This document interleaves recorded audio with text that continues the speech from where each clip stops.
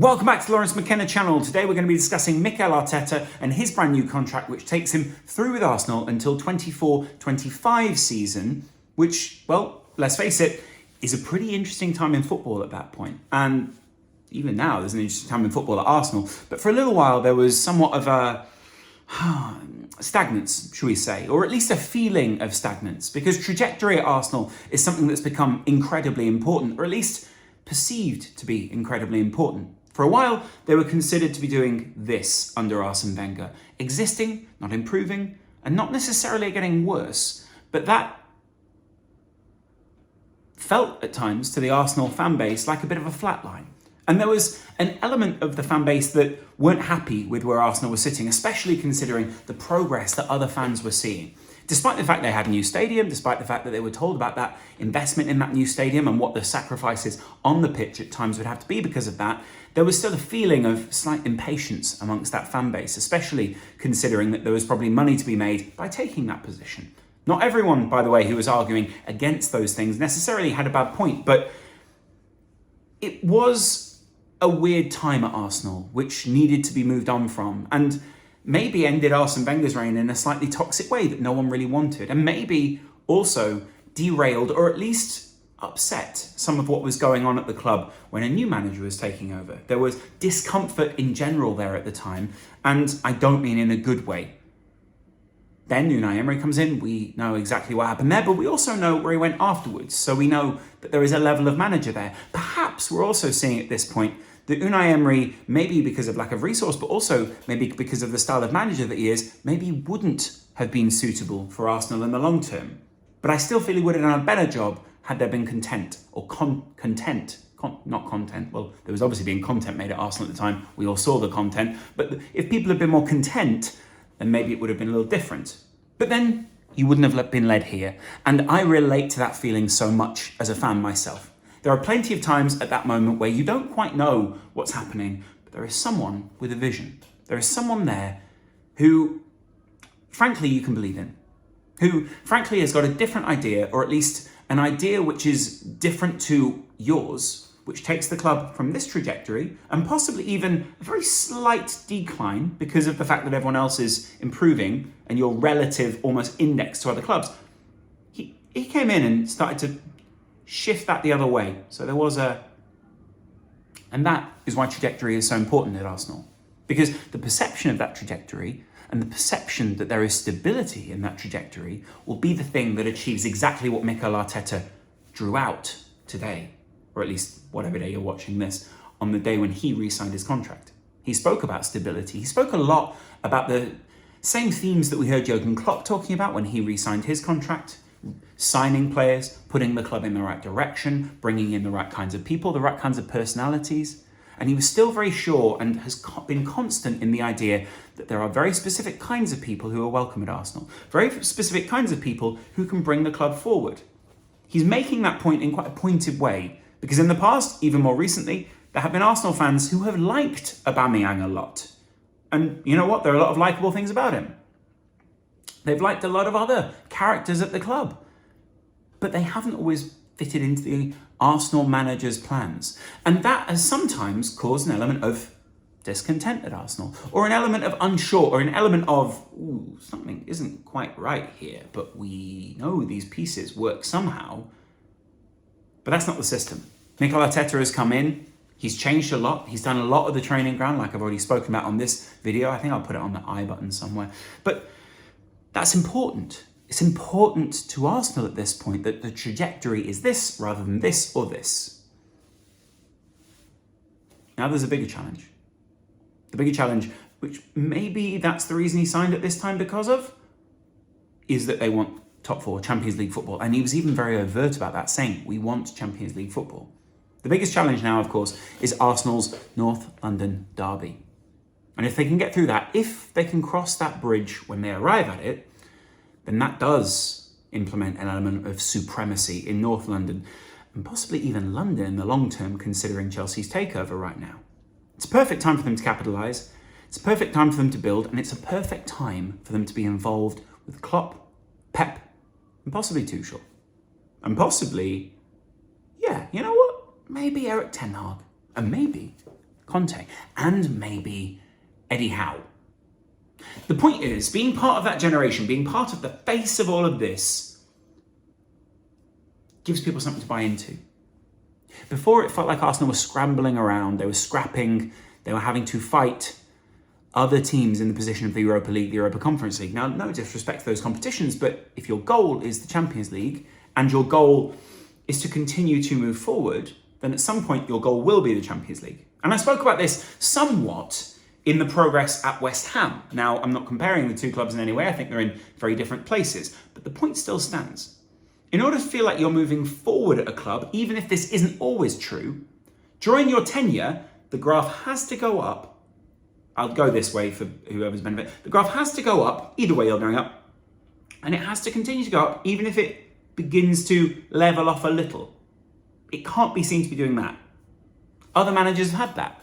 Like I said, Arsene Wenger is probably a good example of that, though it was a very long graph and then it only dipped towards the end. But my point with that is you have to be perceived to be moving something forward, perceived to be progressing in some way.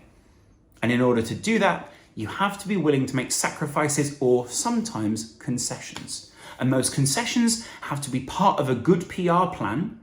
And I'm not talking about something that covers up for the problems here. Wink, wink, the Glazers. Possibly also wink, wink, the likes of Kroenke or whoever else has been at the club in this time. But the point still stands. Mikel Arteta is not on a PR move here. He is on something of a mission himself. Almost independent of the club, or at least the club hierarchy. Mikel Arteta has got his own vision that almost they've bought into. And so when that progresses, the club is seen to progress. It's conceptual, it doesn't really acknowledge a lot of what is being done on the pitch right now, although actually it does. But the point is I've not made any points about the pitch so far, and that's bizarre, because if you look at that three that sit behind the striker, you would imagine will re-sign this summer but still not be the first choice, although that maybe that's the reason you wouldn't re-sign this summer. And then you've also got the two sitting in central defensive midfield. Sure, you want Partey, but maybe you want someone else in there alongside him, someone else who can be a bit more of a metronome, maybe someone who can be a little bit more destructive. Maybe you're seeing someone like Raheem Sterling come in this summer. Maybe you're seeing someone like Gabriel Jesus come in this summer. Maybe we're seeing the benefits of having Mikel Arteta, a manager who is fast becoming famous for an arm around the players, someone who's taken Raheem Sterling to another level. Apparently a lot of his one-on-one coaching while he was at the club, Man City that is, made a big difference to him personally, but also out on the pitch. That's good. Because, by the way, that is the whole point here. He is improving the football on the pitch because of everything else that's happening off the pitch, because the preparation, the environment, the people, the concepts that are surrounding these players on a weekly basis. Like, you don't realise how much your workspace makes a difference to you, how much your home makes a difference to you, how much this background on this video gets complained about because people go, where's your set? I can't afford one, people, yet.